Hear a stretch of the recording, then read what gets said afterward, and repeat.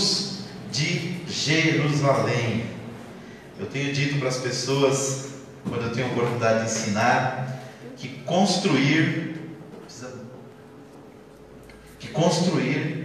é melhor do que reconstruir. Sempre quando nós falamos de reconstrução, geralmente dá um grande trabalho.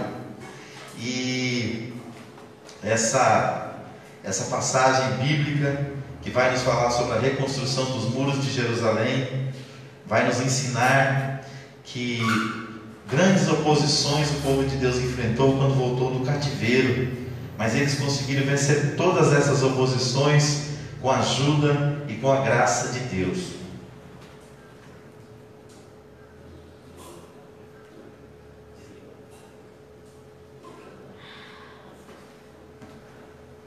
A lição de número 6, o texto áureo diz assim: nunca mais se ouvirá de violência na tua terra, de desolação ou destruição nos teus termos, mas aos teus muros chamarás salvação, e às tuas portas louvor. Isaías capítulo 60, versículo de número 18. A verdade prática diz assim: somente despertados podemos vencer qualquer obstáculo para realizarmos a obra de Deus. Então, nós vemos pela palavra do Senhor, quando nós vamos estudar essa lição, quantas dificuldades que Israel enfrentou.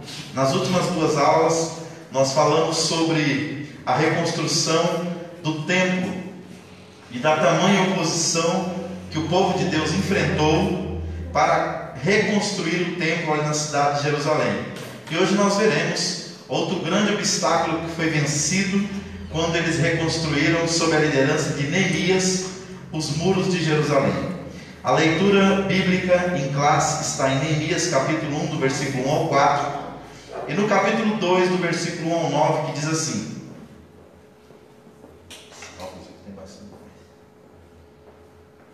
as palavras de Neemias, filho de Acalias, e sucedeu no mês de Quisleu, no ano 20º, estando eu em Suzã, a fortaleza, que veio Anani, um dos meus irmãos, ele e alguns de Judá, e perguntei-lhes pelos judeus que escaparam e que restaram do cativeiro e acerca de Jerusalém, e disseram-me: os restantes que não foram levados para o cativeiro lá na província estão em grande miséria e desprezo, e o muro de Jerusalém fendido, e as suas portas queimadas a fogo. E sucedeu que, ouvindo eu estas palavras, assentei-me e chorei, e lamentei por alguns dias, e estive jejuando e orando perante o Deus dos céus. Capítulo 2 de Neemias, versículo 1 até o 9, diz assim: sucedeu, pois, no mês de Nisan, no ano 20º do rei Ataxerxes, que estava posto vinho diante dele. E eu tomei o vinho e o dei ao rei, porém nunca antes estivera triste diante dele. E o rei me disse: por que está triste o teu rosto, pois não estás doente? Não é isso senão tristeza de coração. Então temi muito, em grande maneira. E disse ao rei: viva ao rei para sempre. Como não estaria triste o meu rosto, estando a cidade, o lugar do sepulcro dos meus pais, assolada, e tendo sido consumida as suas portas a fogo? E o rei me disse: que me pedes agora? Então orei ao Deus dos céus e disse ao rei: se é do agrado do rei, e se o teu servo é aceito em tua presença, peço-te que me envies ajudar a cidade dos sepulcros dos meus pais, para que eu a edifique. Então o rei me disse, estando a rainha sentada junto a ele: quanto durará a tua viagem? E quando voltarás? E aprouve ao rei enviar-me, apontando-lhe eu um certo tempo. Disse mais ao rei: se ao rei parece bem, deem-se-me cartas para os governadores da além do rio, para que me deem passagem até que eu chegue a Judá, como também uma carta para Asaf, guarda do jardim do rei, para que me dê madeira para cobrir as portas do poço da casa e para o muro da cidade, para a casa em que eu houver de entrar. E o rei lhes deu, mas deu, segundo a boa mão de Deus sobre mim, segundo a boa mão de Deus sobre mim.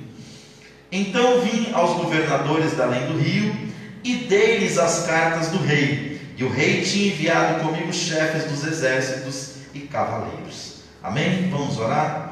Pai, nós te agradecemos pela tua palavra e te pedimos que mais uma vez, Senhor, tu fales ao nosso coração. A tua palavra tem guiado os nossos passos, meu Deus, a cada dia, e nós precisamos dela, Senhor, para nós tomarmos decisões e fazermos escolhas que glorifiquem o teu santo nome, Pai.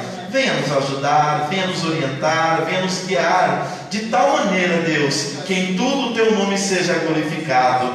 Abençoa os nossos irmãos que estão acompanhando essa transmissão ao vivo, Pai.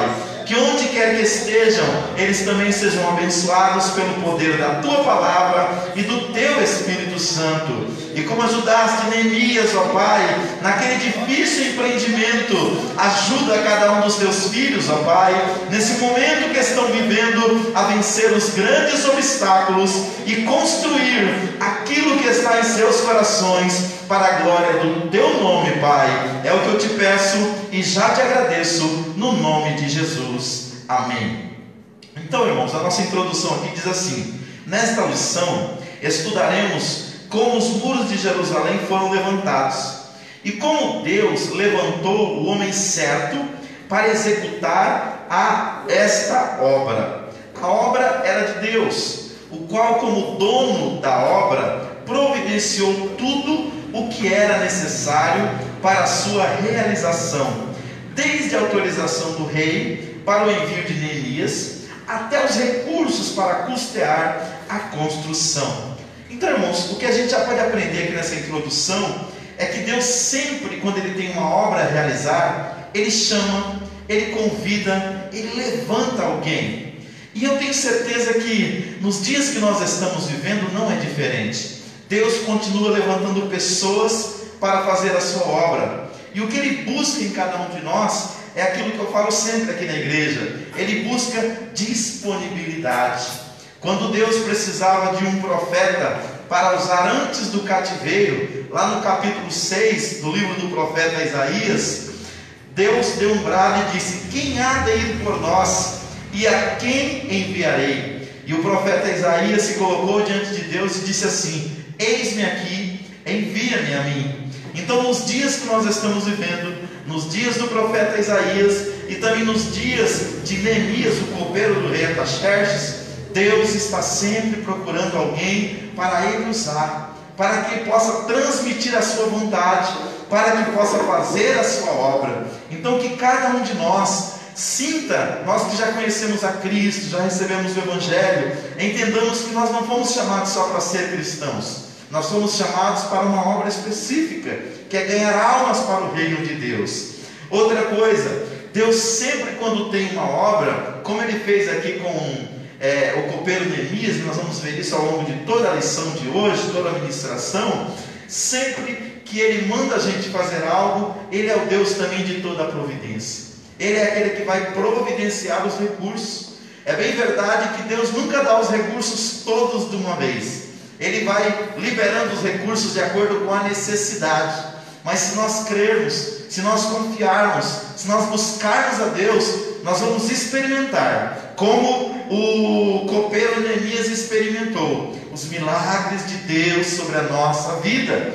Porque Deus é um Pai maravilhoso, que tem cuidado de nós. Ele é o Jeová Jiré, Ele é o Senhor de toda a providência. Então vamos começar a ler aqui o primeiro ponto, que diz: Deus responde às orações de Neemias.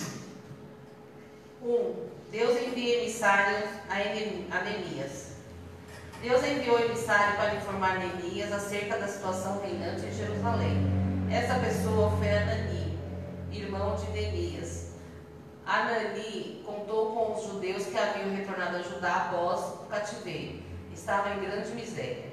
Muros fendidos e portas queimadas a fogo eram símbolos de miséria e de desprezo, e faziam dos moradores da cidade vítimas fáceis de assaltantes. 2. Neemias, angustiado, jejua e ora. Deus despertou em Neemias uma profunda angústia pela situação de seu povo que morava em Judá. Neemias começou a jejuar e a orar. A oração inicial de Neemias está registrada em Neemias 1, 5 a 11. Iniciou seu período de oração no mês de Quisleu, dezembro, e Deus, que ouve as orações, fez a resposta chegar no mês de Nisan, março. 3. Deus responde às orações de Neemias. Como resposta às orações de Neemias, Deus despertou o rei para assumir a responsabilidade do empreendimento. Neemias era copeiro do rei. Certo dia, ele apresentou-se diante do rei com um semblante triste. Interrogado acerca do motivo de sua tristeza, Neemias relatou a situação da cidade de Jerusalém e de seu povo que ali vivia. Por inspiração de Deus, o rei perguntou a Neemias: "Que me pedes agora?" Neemias orou ao Deus do céu para que pudesse responder ao rei dentro da direção de Deus. Em um momento, Neemias teve sua chamada para ir a Jerusalém confirmada e respondeu ao rei: "Peço-te que me envies a Judá, a cidade dos sepulcros de meus pais, para que eu a edifique." 4. Deus despertou o rei a atender o pedido de Neemias. Neemias recebeu carta do rei, dirigida aos governantes da região, e ainda uma carta com ordem para que o necessário para a construção fosse dado a Neemias. Tudo segundo a boa mão de Deus sobre Neemias. Deus é verdadeiramente o Deus daquilo que é impossível aos homens. Glória a Deus. Obrigado, irmã Denise. Então, o que a gente percebe aqui? Primeiro, Neemias ele estava vivendo uma vida muito confortável lá no palácio do rei. Lá ele é copeiro do rei. O que era um copeiro? O copeiro não era aquela pessoa que era responsável de preparar refeições. Ele era aquele que provava toda a alimentação que chegasse para o rei. Era uma pessoa de extrema confiança no rei, porque era muito comum naquela época os reis serem envenenados. Então, quando uma pessoa chegava a copeiro do rei, ela era uma das pessoas de maior confiança do rei em todo o seu reinado. E diz a palavra de Deus que Neemias, ele era o copeiro do rei Artaxerxes. Então era comum ele provar toda a refeição do rei, porque a ideia era o seguinte: tem que ser uma pessoa fiel para provar, para não envenenar o rei, mas ao mesmo tempo também para, se houver algum envenenamento, essa pessoa morre no lugar do rei. Olha que situação. Mas tinha que ser uma pessoa de confiança, para que não viesse envenenar o rei. Então, diz a palavra de Deus que Neemias tinha um certo conforto. Ele vivia no palácio, ele vivia bem, ele estava próximo do rei, ele tinha uma vida regalada. Mas nesse momento, chega alguém lá da parte dos seus irmãos, ele está lá junto com o rei Artaxerxes. O seu povo na cidade de Jerusalém está numa grande pobreza, porque mesmo passados 70 anos de cativeiro, a cidade estava sendo reedificada aos poucos, o templo já estava sendo reconstruído, mas as muralhas continuavam fendidas. Então o que acontece? Deus envia um emissário para dizer para Neemias o que está acontecendo lá. E quando ele dá aquela notícia, está aqui no versículo de número 4, quando ele dá a notícia aqui que está no versículo de número 3, dizendo que os restantes dos que não foram levados para o cativeiro lá na província estão em grande miséria e desprezo, e o muro de Jerusalém fendido e as suas portas queimadas a fogo. Olha o que diz o versículo 4 do texto que nós lemos no capítulo 1 de Neemias. E sucedeu que, ouvindo eu estas palavras, assentei-me, chorei e lamentei por alguns dias, e estive jejuando e orando perante o Deus do céu. Ou seja, a notícia bateu forte no seu coração, porque ele sentiu, ele fez aquilo que nós chamamos de empatia. Ele teve o sentimento de empatia, ele se colocou no lugar dos seus irmãos. Então, sempre que nós nos colocamos no lugar das pessoas, nós passamos a ver as coisas pela sua perspectiva, e assim nós podemos nos disponibilizar a ajudá-las. E ele começou a orar a Deus. Uma lição importante para nós: sempre que estivermos diante de uma situação que aos nossos olhos é impossível nós encontrarmos solução, nós devemos buscar a direção de Deus, porque Deus é aquele que nunca dará uma prova maior do que a nossa fé, uma luta maior do que nós podemos suportar. Então, quando ele foi buscar a Deus, aqui diz a palavra de Deus que ele começou a buscar ao Senhor no mês que era conhecido dentro do calendário judaico, o mês de Quisleu, que era o mês de dezembro. Mas a direção para ele, a resposta de Deus só chega no mês de Nisan, que é o mês de março. Isso nos ensina uma outra coisa acerca das nossas aflições e tribulações. A oração é feita no nosso tempo, mas a resposta ela vem no tempo de Deus. Eclesiastes 3, primeiro diz que há um tempo determinado para todas as coisas, para todo propósito. Então nós temos que ter a paciência de esperar em Deus. O salmista Davi, no Salmo 40, ele diz assim: esperei com paciência no Senhor, e Ele ouviu o meu clamor. Ou seja, Ele ouviu a oração do rei Davi, e Ele pode ouvir as nossas orações também, e trazer resposta para as nossas vidas. Então, num determinado dia, quando este homem está servindo ao rei, aquela notícia trouxe um abatimento para ele. Então, de dezembro até março, ele estava orando a Deus. E no mês de março, o rei percebeu, o rei teve a sensibilidade de notar que Neemias estava triste. E ele lhe perguntou, está aqui no versículo de número 4 do capítulo 2. E o rei me disse: o que me pedes agora? E assim que o rei faz essa pergunta, ele ora a Deus. Por quê? Porque no versículo de número 2 do capítulo 2, o rei percebeu que ele estava triste e disse: essa tristeza não é senão tristeza de coração.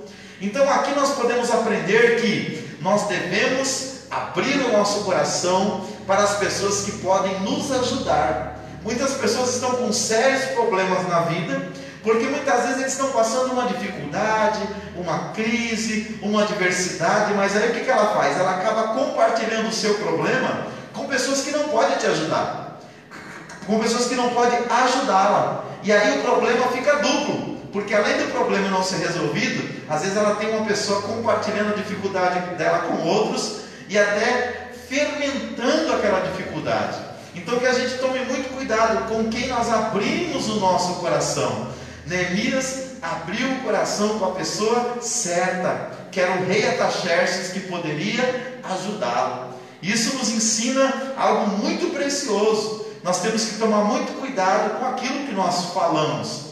Eu aprendi uma vez com o pastor José Gonçalves. Ele estava ministrando uma palavra muito abençoada. O tema da ministração é tirando o veneno da língua. E ele estava falando sobre o perigo daquilo que a gente fala. E ele disse assim: antes de você falar, você é senhor, e a palavra que está dentro de sua boca é escrava. Depois que você falou, você se torna escravo, e a palavra se torna senhora. Por quê? Porque já saiu. Então, que a gente se abra com quem pode nos ajudar. E foi o que Neemias fez. E aqui diz que o desejo dele, ele colocou para o rei, era reedificar os muros de Jerusalém. E aplicando isso à nossa vida, todos nós fomos chamados para edificar a vida do próximo, edificar a obra de Deus. E a palavra edificar significa construir. A Bíblia fala que o diabo veio roubar, matar e destruir, mas Jesus veio dar vida e vida com abundância. Então nós que somos seus seguidores, nós somos semelhantes a Ele. Nós somos chamados também para transmitir esta vida, para edificar, para construir. Enquanto o diabo está tentando destruir, o cristão tem que ser um edificador, que edifica a vida das pessoas através de projetos abençoados por Deus. E na última parte aqui desse primeiro ponto, diz que Deus despertou o rei a atender o pedido de Neemias. E o comentarista aqui, que é o nosso pastor Eurico Bergstein, ele diz o seguinte: Deus é verdadeiramente o Deus daquilo que é impossível aos homens. Lucas capítulo 1, versículo 37 diz que quando Gabriel anunciou para Maria que ela daria à luz a um filho, mesmo ainda sendo virgem, ela disse: como é que pode acontecer isso? Ele disse assim: a virtude do Altíssimo virá sobre ti, e aquele que nascerá de ti será gerado pelo Espírito, portanto será chamado Filho do Altíssimo. E ele disse assim, que as coisas que para Deus, Lucas 1,37, nada é impossível. Então que nesta noite a gente tenha essa percepção, que aquilo que para nós parece ser algo impossível, que a gente coloque nas mãos do Senhor, que segundo a sua vontade, segundo o seu querer, Ele pode fazer se cumprir na nossa vida. Nós acabamos de receber um casal aqui no começo do culto, que veio receber aqui um certificado de um curso que eles estudaram com a gente, e a minha esposa até comentou, né? Porque hoje eles são um casal super abençoado, mas já passaram por tantas dificuldades, mas aquilo que parecia impossível, Deus fez se tornar realidade na vida deles. E essa palavra que Deus coloca no meu coração para entregar para você hoje que aqui está. ou você que está nos acompanhando por essa transmissão ao vivo, aquilo que parece ser impossível para você, deposite nos pés de Jesus. E se for da vontade de Deus, porque isso também tem que ser considerado, eu tenho certeza que Deus vai te dar, Deus vai te abençoar. E assim aconteceu. Aquilo que parecia impossível, veio a liberação de uma ordem para ele ir para Jerusalém, o copeiro Neemias, para reconstruir os muros da cidade dos seus pais. A cidade de Jerusalém, que era o centro da adoração a Deus naquela época. Vamos para o segundo tópico. Neemias chega a Jerusalém. Neemias faz levantamento da real situação dos muros. Saiu à noite na companhia de poucos homens, sem dizer a ninguém qual era seu objetivo em Jerusalém. 2. Neemias declara sua intenção de reedificar os muros. Tendo-se inteirado da verdadeira situação dos muros de Jerusalém, Neemias convocou os judeus, os nobres, os magistrados e todos os que faziam a obra a juntos reedificarem os muros para que não mais estivessem em opróbrio, declarando-lhes como a mão de Deus lhe fora favorável, como também as palavras do rei. Então disseram todos: levantemo-nos e edifiquemos, e esforçaram as suas mãos para o bem. Glória a Deus. Então o que nós vemos aqui, irmãos? Quando Neemias ele recebeu a liberação do rei, ele foi para a cidade. E quando chegou na cidade, ele levantou a real situação dos muros. Mas o que ele fez? Ele falou: não, esse desafio é grande demais para mim sozinho. Eu preciso de mais pessoas para me ajudar, para nós reconstruirmos os muros de Jerusalém. E aqui fica uma lição preciosa para nós, queridos. Nenhum de nós consegue fazer grandes coisas sozinhos. Nós precisamos de ajudas, nós precisamos de parcerias, nós precisamos de pessoas que dividam conosco muitas das vezes o peso da responsabilidade com relação à obra de Deus. Então Neemias não tentou reedificar os muros sozinho, ele passou a construir relacionamentos e alianças, e ele começou a motivar as pessoas. Que nós sejamos também pessoas motivadoras, que motivam os outros a servir a Deus, a fazer a obra do Senhor, a vencer as adversidades. Ele disse no capítulo 2, do versículo 17 ao 18: levantemo-nos e edifiquemo-nos, e esforçaram as suas mãos para o bem. Ou seja, a palavra que ele liberou sobre aquelas pessoas gerou ânimo. E aí, o que nós estamos falando? Estão animando as pessoas ou as estão desanimando? Que a gente repense o nosso falar, porque a Bíblia fala que o poder da morte e da vida estão aonde? Na língua, na boca. Então, que a gente possa usar as nossas palavras para encorajar as pessoas para fazer a obra de Deus. Terceiro tópico: Neemias inicia o levantamento dos muros. O plano de Neemias. Vê capítulo 3.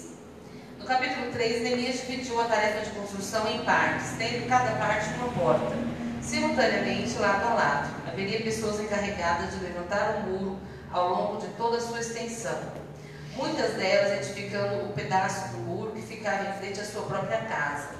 Havia também grupos encarregados de levar entulho, trazer material, etc. O coração do povo se inclinou a trabalhar, e logo já era possível notar que os muros cresciam e as rupturas começavam a ser tapadas. 2. A tática de Neemias. A tática de Neemias de engajar todos os judeus na obra de edificação do muro é um exemplo muito importante a ser seguido pelas igrejas em seu trabalho de evangelização. Neemias tinha um plano que aproveitava todos os que quisessem trabalhar, designando a cada um a sua função. Assim também o pastor da igreja deve, na direção do Espírito Santo, orientar os crentes a entregarem-se a Deus para realizarem a obra do Senhor. Trabalhar para o Senhor enche o coração dos crentes de grande alegria. 3. A união dos judeus ficou ameaçada. Apesar da boa organização, a união necessária para a realização daquela grande obra estava ameaçada. Surgiu um problema entre os pobres e os ricos. Neemias tomou conhecimento do problema e sabiamente o resolveu, e a obra prosseguiu. Esse tópico será retomado na lição de número 8. Obrigado, pastor. Então, na lição de número 8 nós vamos entrar mais nesse tópico da questão da desunião. Mas fica para nós um alerta. Sempre que uma família, sempre que uma igreja, sempre que qualquer tipo de equipe, seja ela secular ou ela eclesiástica, que ela se divide, a obra de Deus sofre, o projeto sofre, a equipe tem dificuldades de alcançar o seu objetivo. Por quê? Eu tenho falado muito aqui na igreja sobre isso. Juntos nós somos muito mais fortes. Agora, quando nós nos dividimos, as nossas forças se tornam pequenas. E o inimigo das nossas almas, que é Satanás, ele sempre quer colocar desunião no meio do povo de Deus. Porque desde o Antigo Testamento, Salmo 133, a união do povo de Deus, a unidade do corpo de Cristo, ela é celebrada. A Bíblia diz: ó, quão bom e quão suave é que os irmãos vivam em união. Quantas das vezes o inimigo quer colocar pentecostais contra tradicionais, quer colocar o crente neopentecostal contra o pentecostal, quer colocar muitas das vezes uma denominação contra a outra. Mas nós temos que entender que ainda que nós não tenhamos todos exatamente a mesma visão em tudo, nós precisamos guardar uma coisa no coração: aquilo que nos une é maior do que aquilo que nos separa. E aquilo que nos une é que todos nós, independente da igreja e da denominação, nós somos comprados, remidos e lavados pelo sangue de Jesus. A salvação, ela chega a nós de graça, mas foi pago um alto preço por Cristo pelas nossas vidas. Então que nós nos unamos para fazer a vontade de Deus. Então Neemias, ele tinha um plano. O que ele fez? Ele chamou cada família e disse: ó, você vai reconstruir o muro em frente da sua casa. Ou seja, a parte que protege a sua família, você vai reconstruir. Então as pessoas ficaram mais motivadas. Por quê? O muro que eles levantassem, a parte do muro que fosse levantada, ia proteger a sua própria casa, o seu próprio lar, os seus próprios entes queridos. Então isso é uma lição preciosa para nós. Quando nós buscamos a Deus, quando nós oramos, quando nós nos colocamos perante o Senhor, nós estamos reconstruindo o muro, nós estamos protegendo as pessoas que nós amamos. Se tem uma coisa que o inimigo quer, é fragilizar aquelas pessoas que no seio da sua casa e da sua família são colunas. E você é uma coluna na sua família. Você que ora, você que busca, você que conhece a Jesus. Então não deixe que o inimigo tire de você esse desejo de servir a Deus, porque você está construindo um muro para proteger as pessoas que você ama. Não deixe nada parar a sua construção. Além do plano, Neemias também tinha uma tática. Sabe qual era a tática dele? Ninguém é inútil nesta obra. Há muitos anos atrás, o cantor e pastor Armando Filho, ele já cantava um hino que dizia assim: não há inúteis na casa do Pai, nós somos todos especiais. Na obra de Deus, só não participa aquele que não quer, porque aquele que aceitou Jesus e quiser, tem algo para ele fazer na obra de Deus, e Deus conta com esta pessoa. Então Neemias passou a contar com todos, e assim a obra de Deus foi avançando. Vamos para o quarto tópico. O levantamento dos muros provocou grande oposição, e é assim mesmo, sempre que vamos fazer algo para Deus, aparecem os oposicionistas. A iniciada edificação dos muros. Sanbalate e Tobias indignaram-se grandemente e usaram várias estratégias para fazerem parar a obra.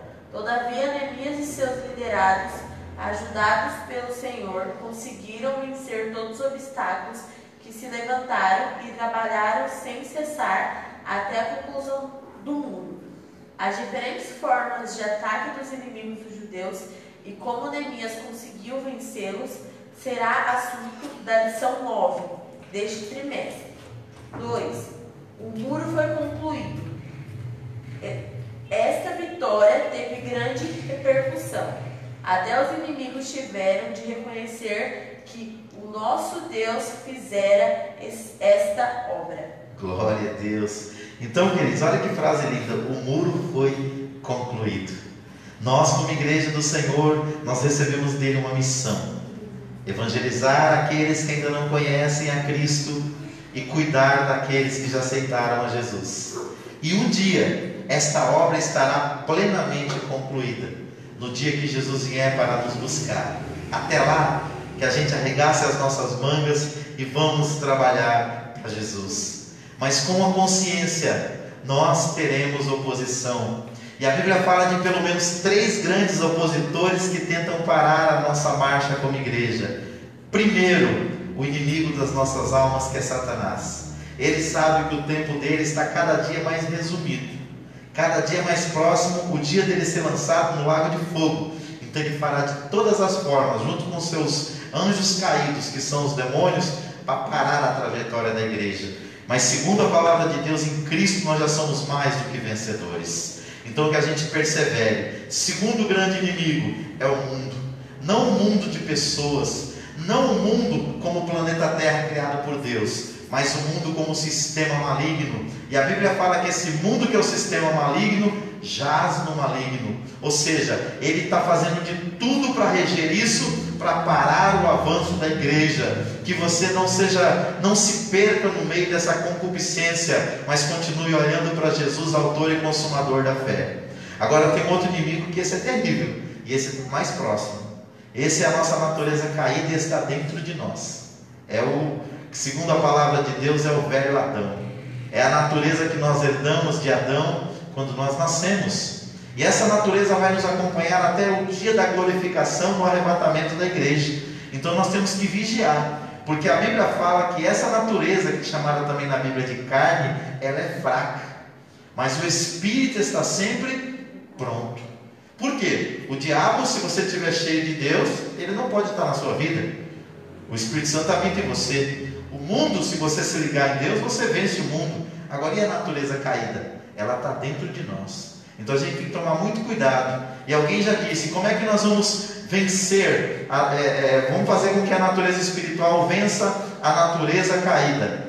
Alimentando. A natureza que nós alimentarmos mais, ela vai vencer. Se nós alimentarmos mais a nossa natureza carnal, ela vai vencer a natureza espiritual. Mas se nós alimentarmos mais a natureza espiritual, com graça, com oração, com jejum, com culto, com adoração, com obediência, a Bíblia fala, tomai toda a armadura de Deus. Tomando toda a armadura de Deus, a natureza espiritual vence a nossa natureza carnal e nós conseguimos servir a Deus com alegria. Quinto ponto, o muro foi solenemente inaugurado.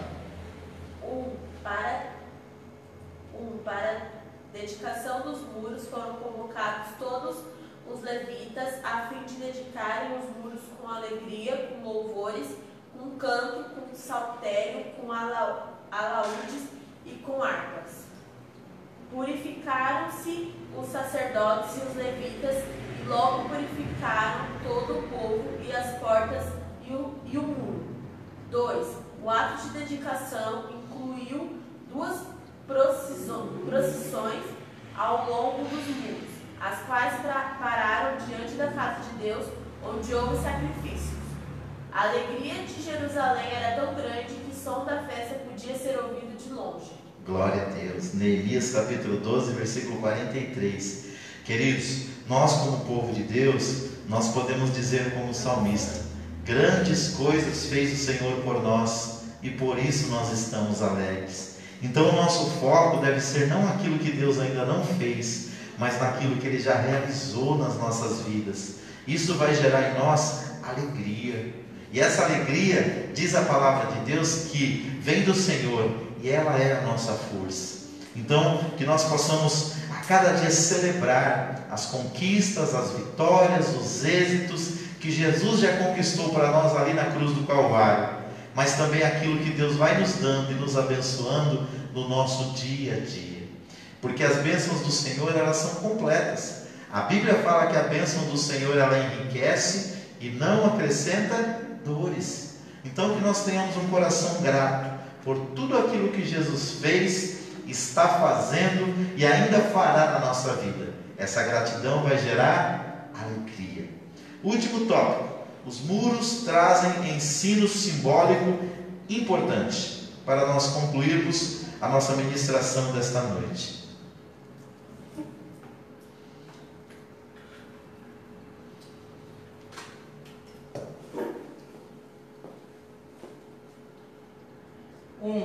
A Bíblia fala da salvação como um muro. Aos teus muros chamarás salvação e às tuas portas louvor. E ainda, numa forte cidade temos a quem Deus pôs a salvação por muro e antimuros. 2. O muro da salvação fala da divina proteção que beneficia aqueles que se abrigam dentro dele. Observamos que o levantamento dos muros foi resultado de um despertamento. O crente despertado sente uma imperiosa necessidade de conservar-se dentro dos muros de salvação, onde ele é protegido pela excelente grandeza do poder de Deus. E pode dizer como Paulo: eu sei em quem tenho crido e estou certo que é poderoso para guardar o meu depósito até aquele dia. 3. O muro da salvação é uma permanente linha divisória entre o reino de Deus e o reino deste mundo. Fronteiras deste mundo foram muitas vezes alteradas, porém a fronteira entre o reino da luz e o reino das trevas continua inalterada. A Bíblia diz: eu, o Senhor, não mudo. O reino de Deus e o reino deste mundo são inteiramente irreconciliáveis. Que comunhão tem a luz com as trevas? Ninguém pode servir a Deus e a Mamon. O fato de o muro da salvação ser uma divisa entre o reino de Deus e o mundo não significa que há uma proibição pela qual o crente não tem direito de fazer o que quer. O crente é livre. Todavia, a mesma linha divisória representada pelo muro da salvação passa também dentro do nosso coração. Por isso Paulo escreveu: a não ser na cruz de nosso Senhor Jesus Cristo, pela qual o mundo está crucificado para mim e eu para o mundo. E podemos assim fazer nossas palavras de Paulo: o que para mim era ganho, reputei-o perda por Cristo. Finalmente, a salvação transforma o crente de tal forma que ele começa a querer aquilo que o Senhor quer e passa a orar: seja feita a tua vontade.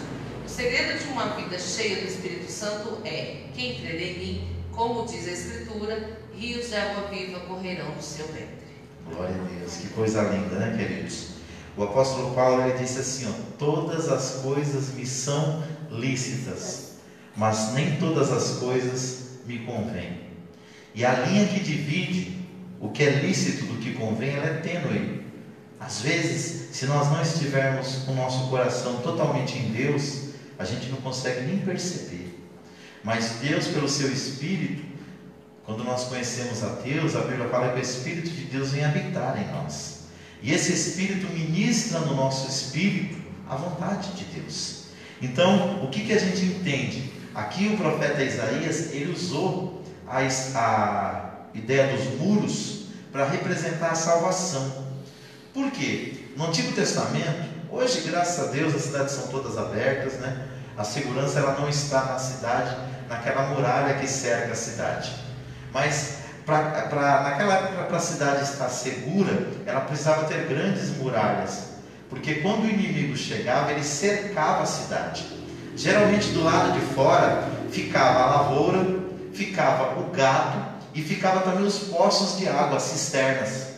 Então o que acontecia? Se o cerco fosse muito longo e a cidade não tivesse bom suprimento lá dentro, ela acabaria perdendo a batalha. Ela teria que abrir as suas portas, os seus muros, para o inimigo entrar. Então as cidades que eram bem fortificadas, além do que ela tinha do lado de fora do muro, do lado de dentro ela tinha grandes depósitos, para que quando as pessoas chegassem para saquear a cidade, para lutar contra a cidade, a gente vê isso muito nos filmes medievais, né? Aquelas altas muralhas, aquele fosso cheio de crocodilo ao redor da cidade, do palácio, e aquelas grandes portas que descem. É exatamente isso que era naquela época. Então quem estava para dentro dos muros estava protegido. Então ele diz aqui que Deus pôs a salvação por muro e antemuros. Tinha cidades que além do muro principal, ela tinha um antemuro, como era o caso da cidade de Jericó. E Deus fez com que as muralhas de Jericó descessem de forma miraculosa. Mas qual que é a ênfase aqui? Quando você está em Cristo, a Bíblia diz que você está escondido em Deus. Então, muita coisa que o inimigo gostaria de fazer contra a tua vida, ele não pode, porque você está protegido em Deus. Agora, quantas pessoas que a gente conhece, que um dia já esteve na igreja, já foi abençoado, já foi cheio do Espírito Santo, viveu uma vida tão abençoada, aí se afastou dos caminhos do Senhor. E a Bíblia diz que antes de você conhecer a Cristo, o inimigo tinha lá um demônio que reinava muitas vezes na sua vida e te oprimia. E aí quando Jesus chega, esse demônio vai embora, mas ele roda por muitos lugares da terra e depois ele tenta voltar. Se ele voltar e achar a casa limpa, adornada, e se Jesus não estiver dentro, sabe o que ele faz? A Bíblia diz que ele vai, chama mais 7 demônios, e o segundo estado da pessoa é pior do que o primeiro.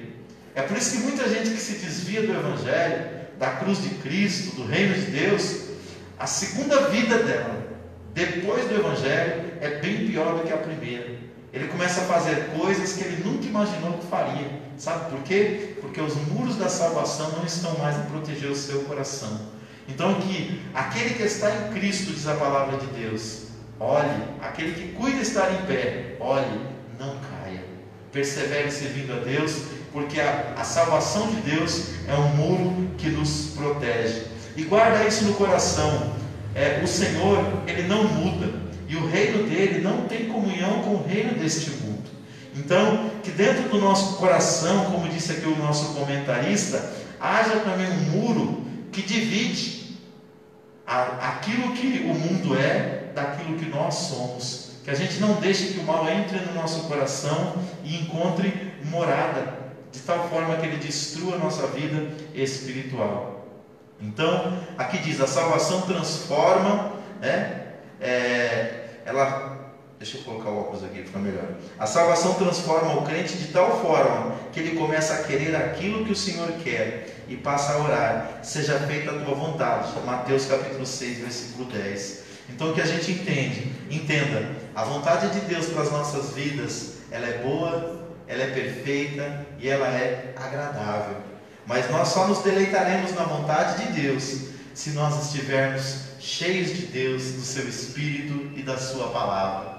Aí, por mais que venham as tentações do mundo, nós vamos dizer, eu prefiro a Cristo, eu prefiro Jesus, eu prefiro caminhar com Deus. Amém? Nós vamos orar neste momento e nós vamos pedir para Deus, Senhor, usa cada um de nós como edificadores da tua obra, edificadores da vida do próximo, edificadores do teu reino aqui na terra, porque para isso nós fomos chamados. Amém? Que Deus abençoe os irmãos que estiverem conosco, que Deus abençoe aqueles que nos acompanharam por esta transmissão ao vivo. Nós vamos orar por você e pela sua família, e que Deus complete a grande obra no seu coração. Se você está com Jesus, firme-se cada vez mais. Está longe? Volta. E se não conhece a Cristo, aceite Jesus. Ele te ama e Ele quer te salvar. Amém? Nessa oração eu peço que os irmãos continuem orando pela sogra do meu irmão Daniel. Ela, graças a Deus, a cada dia ela tem melhorado, mas ela está internada já há mais de uma semana no hospital devido às consequências da Covid. Mas eu tenho certeza que em nome de Jesus, os irmãos vão nos ajudar em oração, ela vai vencer esse mal como ela tem vencido a cada dia. Minha cunhada viajou para lá, para Minas, está sempre dando notícias que ela está melhorando a cada dia. Então, que Deus possa completar a sua grande obra. Amém? Vamos orar? Sexta-feira às 19h30 nós estamos aqui novamente para adorar a Deus. E eu avisei os irmãos aqui hoje na igreja, a partir de sexta-feira nós vamos começar o nosso culto às 19h30 como começamos sempre, mas nós vamos retomar aquele período de oração que a gente fazia nos inícios dos cultos. No domingo nós começamos a orar às 18h, oramos até 18h30, e nas quartas nós sempre orávamos, e nas sextas, meia hora no começo do culto. Nós vamos retomar esta oração, como a gente fazia antes, e aí nós começamos o louvor e a palavra, a partir das 8 horas da noite, até as 9, como de costume. Amém? Nós precisamos orar, mais do que nunca, nós precisamos buscar a Deus. Vamos orar ao Senhor.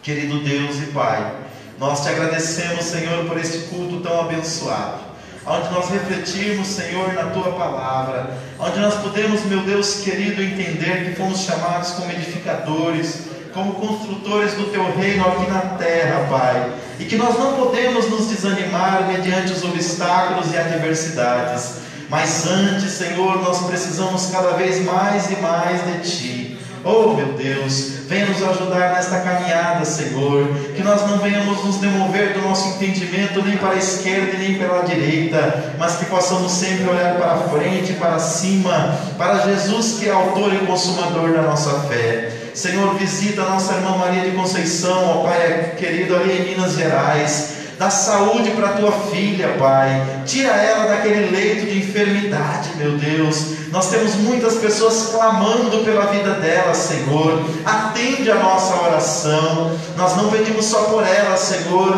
mas por todos aqueles que estão acamados, enfermos, passando grandes problemas e dificuldades, ó Pai, por causa dessa pandemia. Nós cremos no teu milagre, Senhor. Nós cremos na tua vitória, meu Deus. Nós cremos na restauração, ó Pai amado, plena desta nação. Abençoa o nosso país, abençoa os nossos governantes, abençoa os médicos e enfermeiros que labutam todo dia na linha de frente, cuidando das pessoas vítimas desta enfermidade. Ó Deus, ajuda o Brasil e ajuda o mundo a vencer este mal. E a nós como igreja, Pai, nos ajuda a continuarmos cumprindo o nosso papel evangelístico, profético e sacerdotal, para a glória do teu nome, Pai. Despede os teus filhos em paz agora no retorno para os seus lares. Abençoa, Pai querido, aqueles, ó Deus querido, que nos acompanharam por esta live, que eles sejam ricamente, Pai, ó Senhor querido, abençoados pela tua presença, pelo teu Espírito e pela tua palavra. É o que eu te peço, meu Pai, e já te agradeço,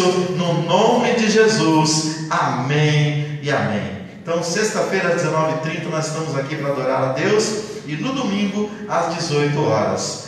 Que o grande amor de Deus, nosso Pai, que a maravilhosa graça de Jesus Cristo, seu Filho, e a doce consolação do querido Espírito Santo, seja com cada um de vós, desde agora e para todos sempre. Todos digam amém.